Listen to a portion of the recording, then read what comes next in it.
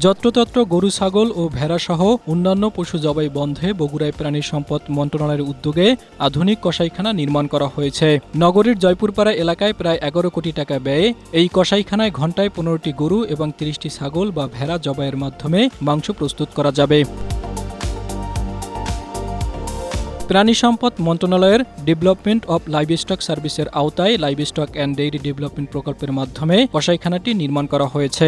বিশ্বব্যাংকের অর্থায়নে নির্মিত এই কসাইখানাটি ১৭ মে উদ্বোধন করেন মৎস্য ও প্রাণী সম্পদ প্রতিমন্ত্রী সুলতান সালাউদ্দিন টুকু। যত্রতত্র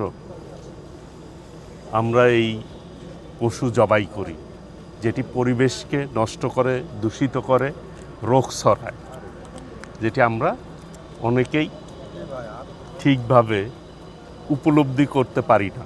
সংশ্লিষ্টরা জানান, মহানগরের যেখানে সেখানে গরু ছাগল জবাই বন্ধে আধুনিক এই কসাইখানা নির্মাণ করা হয়েছে। কসাইখানাটি হস্তান্তরের পর সিটি কর্পোরেশনের যত হাটবাজার রয়েছে সেগুলোতে মাংস বিক্রির জন্য আনা গরু, ছাগল এবং ভেড়াগুলোকে আধুনিক কসাইখানায় জবাই করতে হবে।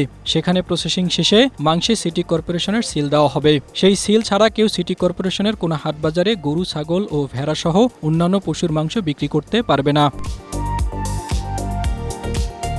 অত্যাধুনিক এই কসাইখানা নির্মাণের কারণ প্রসঙ্গে সংশ্লিষ্টরা বলছেন, বর্জ্য ব্যবস্থাপনা আধুনিক হওয়ায় পরিবেশ দূষণ রোধ করা সম্ভব হবে এবং মাংস ব্যবসায়ীদের শ্রম ও সময় বাঁচবে।